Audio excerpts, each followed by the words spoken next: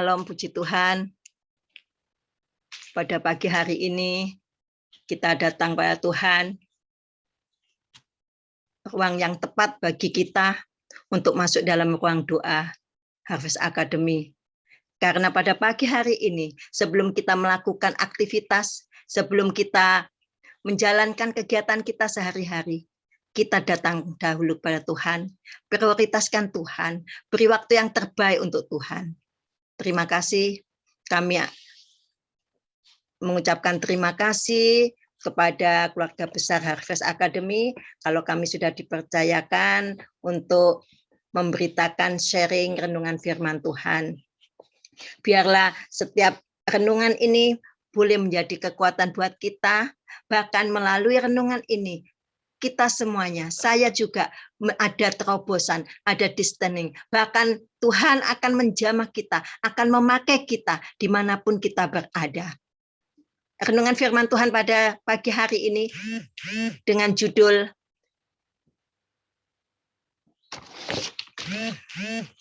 Masyhurkan namanya karena dia berkuasa mengubah hidup. Masyhurkan namanya karena dia berkuasa mengubah hidup. Kita baca di dalam Yeremia 18 ayat 4. Kita baca di dalam Yeremia pasal 18 ayat 4. Apabila bejana yang sedang dibuatnya dari tanah liat di tangannya itu rusak, maka tukang periuk itu mengerjakannya kembali menjadi bejana lain menurut apa yang baik pada pemandangannya. Amin. Puji Tuhan. Di sini tentang bejana, tentang kita yang terbuat dari tanah liat, Tuhan sebagai penjunannya yang membentuk kita, membentuk bejana kita menjadi bejana yang indah. Tuhan menginginkan mulai awal bejana itu yang sudah dibentuk oleh tukang periuk, Tuhan Yesus sendiri, menjadi bejana yang indah, dilihat berharga, dipelihara karena ciptaannya sendiri. Tetapi kalau bejana itu sudah rusak, sudah pecah, ya, sudah terbelah, Tuhan, tukang periuk itu sanggup membetulkannya, sanggup memperbaikinya, bahkan sanggup menjadikan yang terbaik lebih daripada yang semula. Bahkan di pemandangan sanggup menjadi indah. Itu di dalam Yeremia 18 ayat 4.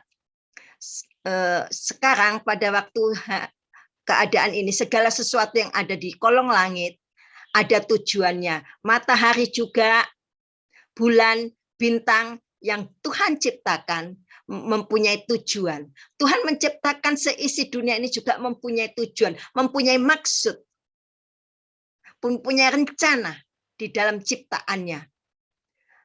Ada maksud Tuhan yang berada di dunia ini. Semuanya, terutama kita sebagai makhluk ciptaannya. Kita berada di tengah dunia, bukan hanya sekedar memenuhi jumlah manusia yang ada di dunia. Penuhilah bumi, memang Tuhan memerintahkan penuhilah bumi, beranak cuculah. Tetapi maksud yang dan tujuan Allah yang utama adalah supaya dengan ciptaannya itu memasyhurkan nama Tuhan, memuliakan nama Tuhan. Tuhan yang disembah, Tuhan yang layak ditinggikan. Tetapi sayangnya ada banyak orang hidup dalam keadaan kondisi saat ini, kondisi COVID saat ini, yang membuatnya tidak mencapai tujuan Tuhan. Terutama saat-saat ini, kita semuanya, kita sering sekali, bahkan banyak melihat orang-orang yang hidup dalam kondisi yang seakan-akan terjepit di dalam baik ekonomi, di dalam tekanan atau stresnya, membuat tujuan Allah itu tidak akan tercapai.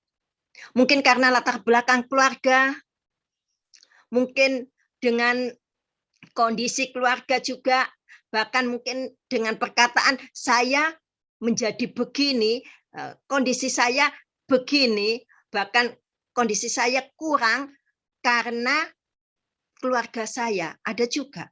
Saya sering mendengar juga anggota jemaat saya juga, maaf Bu, ya karena kondisi keluarga saya memang begini, latar belakang rumah tangga saya begini, orang tua saya karena keadaannya keterbelakangan, di bawah garis, sering kali berkata begitu. Tetapi satu hal, saya boleh menguatkan kepada mereka, Tuhan mempunyai rencana, mempunyai tujuan yang indah. Tuhan tidak menginginkan kita berfokus atau berpikiran terus kepada keadaan kondisi saat ini. Mungkin juga ada yang berkata, saya tidak bisa mencapai tujuan itu, tujuan Tuhan, karena latar belakang saya yang tidak mudah saya jangkau, yang tidak mudah, bahkan sudah nasibnya. Kalau orang sekarang itu bilangnya sudah nasibnya, sudah takdirnya. Tidak.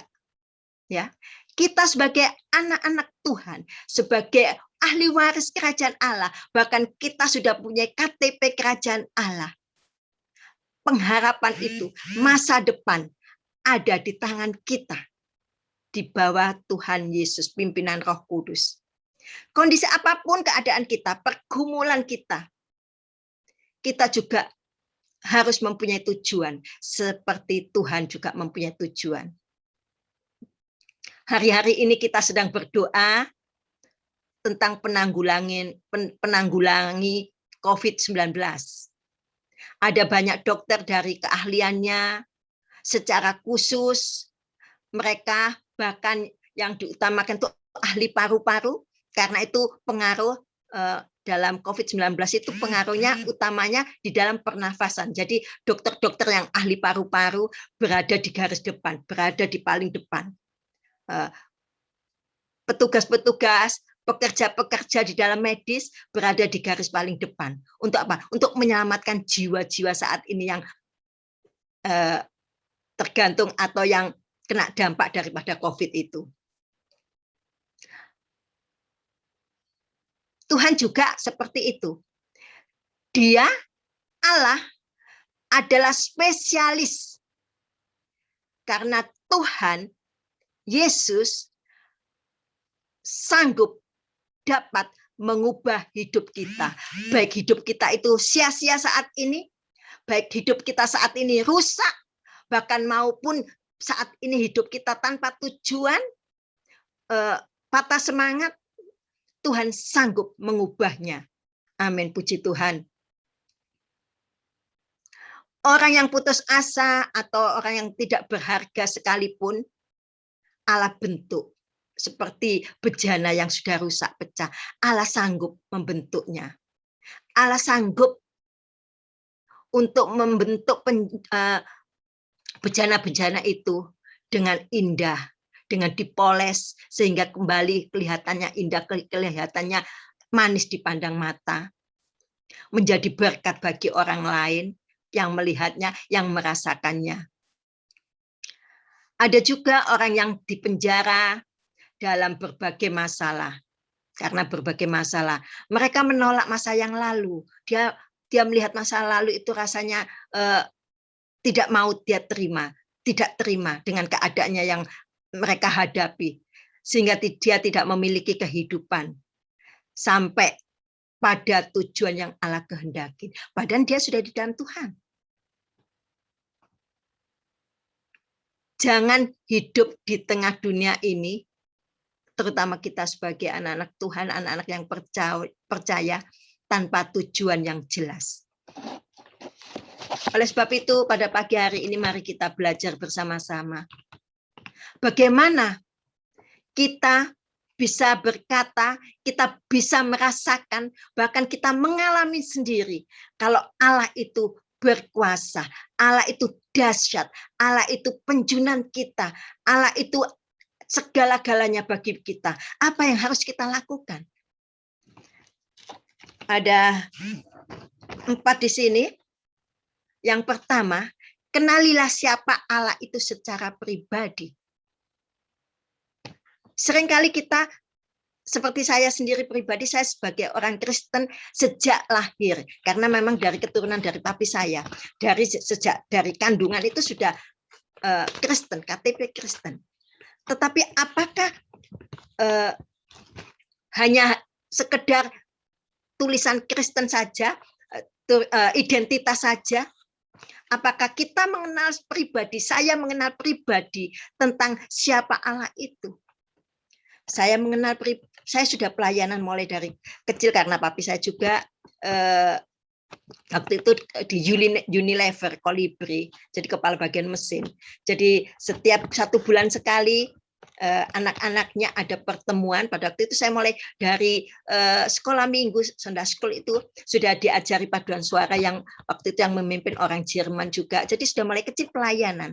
Tetapi bahkan sampai besar, sampai saya sekolah, saya juga sudah pelayanan di atas panggung dengan paduan suara, dengan pada waktu itu puisi, deklamasi puisi itu. Tetapi saya belum mengenali siapa Allah itu secara pribadi. Saya belum, hanya identitas, hanya rutinitas, karena orang tua saya ada sebagai orang Kristen. Jadi saya dengan adik saya itu berangkat karena memang sudah identitasnya begitu. Tetapi mari kita semuanya, saya dengan saudara, kita harus mengenali siapa Allah itu secara pribadi. Mengenal kuasa Allah yang menyelamatkan. Karena Tuhan Yesus sudah berkorban bagi kita. Bahkan sebentar lagi kita akan merayakan, kita akan pada Jumat depan ini, kita akan tanggal 2 April ya, kita merayakan peringatan Jumat Agung. Dikatakan Jumat Agung karena apa? Karena pada hari itu suatu kebesaran, pengorbanan yang tidak bisa dibalas dengan pengorbanan yang besar. Allah berkorban untuk kita, yang kita sebetulnya tidak layak, sebetulnya kita tidak mampu. Jangan hanya sebatas tahu siapa Allah itu hanya lewat pendengaran seperti saya, lewat keluarga, lewat sekolah minggu, lewat pelayanan, hanya sekedar tahu-tahu, tetapi tidak bisa mengalami sendiri.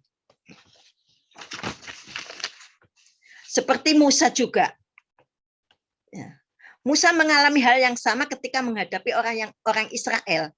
Bahkan Alkitab melaporkan Musa stres, ya, sehingga meminta untuk mati kepada Allah. Itu di dalam Bilangan pasal 11 ayat 15. Bilangan pasal 11 ayat 15, jika engkau berlaku demikian kepadaku, ini Musa yang berkata, sebaiknya engkau membunuh aku saja, jika aku mendapatkan kasih karunia di matamu, supaya aku tidak harus melihat celakaku. Di sini Musa menghadapi kejaran bangsa Mesir, bangsa Fir'aun, ya. Musa sempat stres. Musa sempat tidak percaya akan kebesaran Tuhan. Bahkan Musa minta mati saja kepada Tuhan. Karena apa? Karena Musa tidak mengenali siapa Allah itu secara pribadi. Tapi puji Tuhan, Musa diingatkan kembali oleh Tuhan. Yang kedua, untuk mengalami kuasa Allah, mengerti dan pahamilah kasih Allah. Setelah kita harus mengenal secara pribadi, kita harus mengerti dan pahami siapakah Allah itu, pribadinya Allah itu, karakternya Allah itu. Kita harus mengenali secara pribadi. Allah yang Maha Kasih mengerti dan memahami apa yang diperlukan oleh hambanya. Allah pun memberikan apa yang diinginkan oleh umatnya. Jadi Allah itu sanggup memberikan segala sesuatu asal kita mau mengerti, mau memahami bagaimana kasih Allah kepada kita. Setelah itu Musa boleh mengerti, memahami kasih Allah. Dia mengakui kedahsyatan Allah, kuasa Allah. Allah yang memimpin bangsa Israel keluar dari Mesir. Yang ketiga, jangan meragukan Allah. Ini, ya. Seringkali kita sampai saat ini, saya juga secara pribadi sering meragukan kuasa Allah. Sering meragukan kedaulatan Allah. Walaupun percaya, amin, amin, diimani. Tetapi seringkali setelah berdoa meragukan apa benar itu terjadi. Itu saya sendiri secara pribadi, ya. Oleh sebab itu mari pada jam pagi hari ini jangan ragukan kuasa Allah yang dilakukan Allah.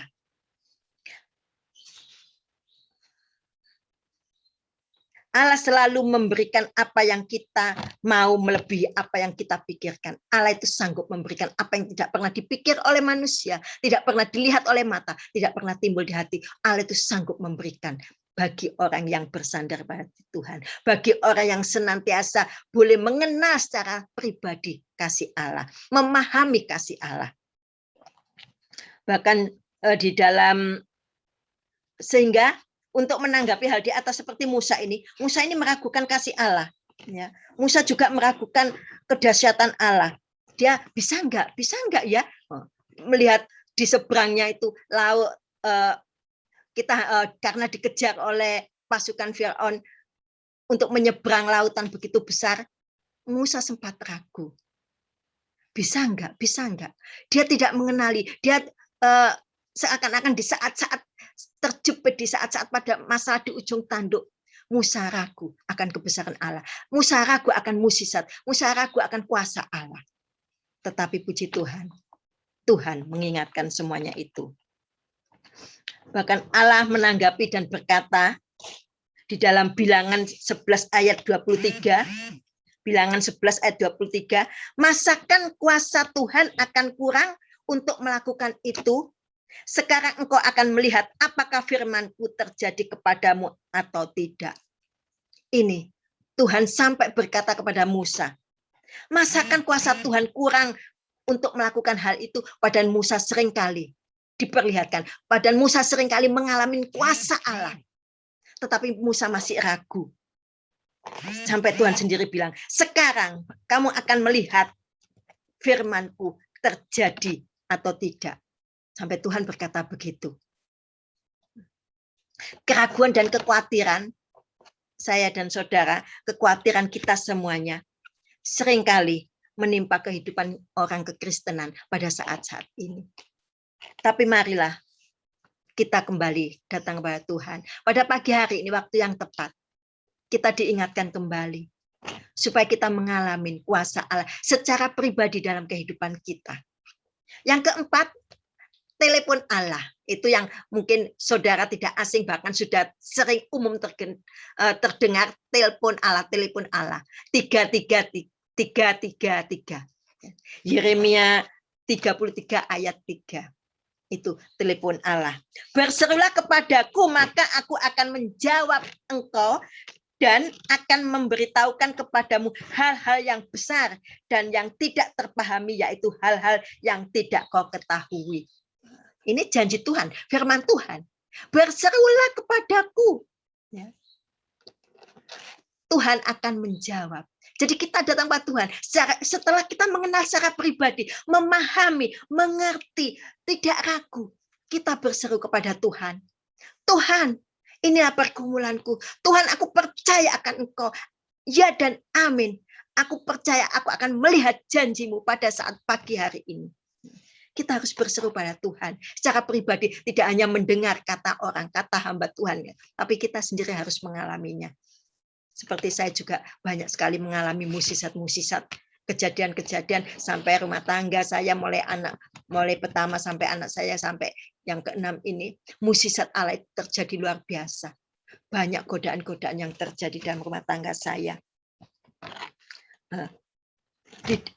Dalam Yeremia 33 ayat 3, angka 333, angka yang sempurna. Jadi 333. 33 itu juga banyak di Alkitab dikatakan, 3 kali Allah bertanya kepada Petrus, apakah engkau mengasihi aku? 3 kali. Petrus juga menyangkal Tuhan Yesus 3 kali sebelum ayam berkokok. 3 kali, angka 3. 3 jam kejadian yang dahsyat pada waktu Tuhan disalib. Gempa gelap gulita, gelap pada jam 12 sampai jam 3. 3 jam. Kejadian yang dahsyat, yang betul-betul membuka mata pasukan Romawi. siapa Allah itu sebenarnya. Dengan langit yang terbuka, dengan ada suara, inilah hambaku yang kekasih, kepadanya aku berkenan juga. Ya, itu. Jadi 3 jam, 3 angka 3 juga. 3 hari juga Yesus mati. Dan pada hari yang ketiga, Tuhan Yesus bangkit. Sebentar lagi kita akan menikmati pesta kemurahan Tuhan, pengorbanan Tuhan pada diri kita secara pribadi. Pada hari yang ketiga Tuhan bangkit. Dan 3 kali juga Tuhan Yesus menampakkan dirinya kepada Maria Magdalena, kepada murid-muridnya, ya, kepada dua murid Tuhan Yesus, hamba Tuhan Yesus yang berjalan di Emmaus, ya, dan kepada murid-murid Tuhan Yesus yang Tuhan Yesus mau naik ke sorga. Bahkan Thomas juga tidak percaya sampai membuktikan lambung tangan dan lambungnya. Jadi angka yang sempurna. Oleh sebab itu, saudara, mari kita bersama-sama percayakan kedahsyatan Allah, kuasa Allah dalam kehidupan kita semuanya. Saya juga secara pribadi, saya seringkali saya mulai anak pertama sampai anak ke-6 ini, saya tidak mengandalkan, bukan karena saya mampu kuat, tidak, karena Roh Kudus yang ada dalam diri saya. Godaan-godaan suami saya, mungkin di ruang doa pada waktu KKR saya sudah pernah disingkapkan, tapi hanya sebentar. Suami saya itu orang pelayaran, dia kapten kapal ikan udang, ikan tuna, ya, yang besar-besar yang dikirim ke Korea. Kita tahu orang pelayaran, saya ditinggal 1 tahun, 6 bulan, berapa bulan lebih, ya, bahkan pulang tidak ada apa-apanya, hanya telepon beritanya. Tetapi saya belajar pada Tuhan, saya belajar duduk di bawah kaki Tuhan melalui keluarga saya. Saya mau belajar mengenal pribadi Allah, secara pribadi mengenal kasih Allah. Siapakah itu Allah? Saya mau datang pada Tuhan, saya berseru kepada Tuhan. Tuhan sanggup mengalahkan semuanya. Bahkan saya, Tuhan, digoda yang begitu banyak. Seringkali, bahkan kalau saya saksikan tuh sampai tidak ada habis-habisnya. Saya di Madu, dari yang lain punya 2 anak, dari saya 6 jadi 8. Dan saya itu hidup dengan sendiri, dengan banting setir sendiri. Pada waktu itu karena skill saya itu memang guru, waktu itu saya ngajar di sekolah dasar. Saya belajar hidup dengan apa yang saya punyai, dengan Tuhan yang berikan melalui skill saya. Saya menghidupin anak-anak saya. Anak saya 6 itu saya melahirkan, berangkat sendiri di rumah sakit tanpa ada suami. 2 kali aja suami saya datang di rumah sakit, saya sudah lahir. Anak saya sudah lahir. Jadi sempat dibawa pulang. Yang keempat, suami pulang, anak sudah di rumah, sudah cukup besar, sudah berapa hari. Dengan berbagai pencobaan itu. Tetapi saya belajar, saya mengenali kuasa Allah. Saya belajar datang kepada Allah. Saya belajar mengerti, memahami kasih Allah. Karena saya sudah diselamatkan dengan pengorbanan yang besar. Saya tidak mau sia-siakan. Saya mau belajar. Apa yang saya alami, mukjizat itu, saya beritakan. Saya mau salurkan, sehingga orang lain juga boleh mengenal kasih Allah, boleh mengalami mukjizat. Kalau saudara pada saat ini boleh ada masalah, seakan-akan tidak mampu, percayalah, terobosan terjadi, mukjizat akan terjadi, kesembuhan akan terjadi pada pagi hari ini. Kalau kita membuka hati kita untuk mengerti, mengenal pribadi Allah, tidak ragu lagi, dan telepon kepada Allah. Puji Tuhan. Jadi kesimpulannya pada pagi hari ini, bagaimana Tuhan itu berkuasa. Apabila kita belum bertemu dengan Tuhan, dengan tujuan Allah, apabila kita belum bertemu dengan tujuan yang Allah mau, jadi sampai saat ini mungkin saudara belum bertemu dengan tujuan Allah yang mau, belum bertemu secara pribadi, Allah sanggup melakukan perkara yang ajaib, melebihi segala sesuatu tentang apa yang dipikirkan, oleh umatnya. Oleh sebab itu, mari pada pagi hari ini kita datang pada Tuhan. Maka izinkanlah Allah, izinkanlah Tuhan Yesus yang berkuasa itu mengubah hidup saya dan saudara. Izinkanlah. Buka pintu hati saudara, buka pintu hati saya juga. Untuk Tuhan mengubah hidup kita. Sehingga tujuan dan maksud Allah pada pembentukan manusia, tujuan maksud Allah menciptakan kita, tujuan dan maksud Allah berkorban untuk kita. Untuk apa? Untuk memasyurkan namanya. Untuk melihat kedahsyatan Allah. Ini di sini. Ya, untuk memasyurkan namanya. Untuk melihat kuasa Allah dahsyat, untuk melihat kemuliaan Allah yang besar. Sehingga mari kita masyurkan nama Tuhan. Tuntaskan amanat agung. Saya bersyukur ada di Harvest ini dengan pimpinan kita Bapak Pastor Vincent yang memberikan pelajaran pelatihan gemblengan bagaimana kita mau menuntaskan misi amanat agung Allah dengan mengubah hidup kita, mengubah karakter kita sama seperti Tuhan Yesus. Di dalam terakhir dalam Mazmur 96 ayat 3 sampai 4. Mazmur 96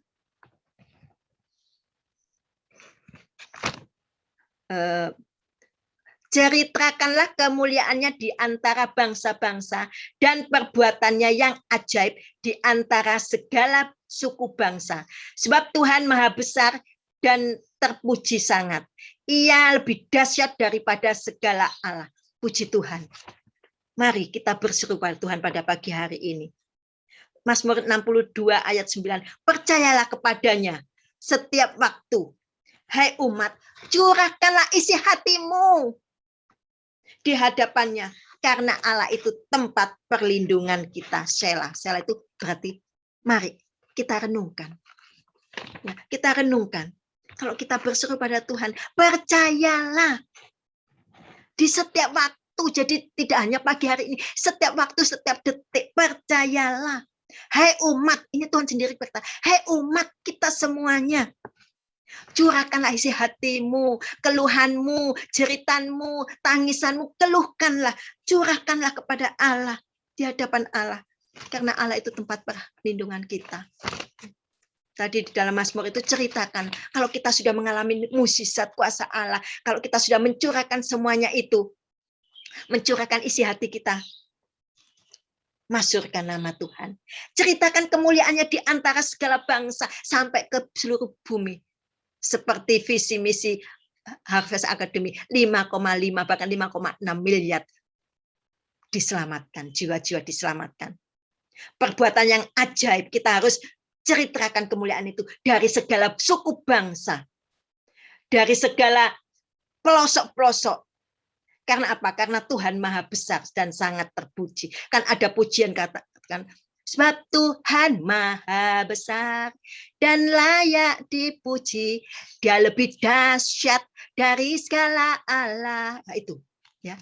Kalau kita sudah mengalami mukjizat, kalau kita mengalami pribadi dengan Allah secara pribadi, kita merasakan kasih Allah, kita bisa berkata, sebab Tuhan Maha Besar dan layak dipuji. Kita bisa bercerita kepada setiap orang.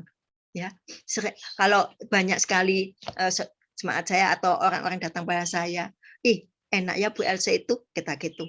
Kok tidak ada susahnya katanya. Seringkali konseling juga. Saya berkata, saya sering saksikan bagaimana kasih Allah, kedahsyatan Allah.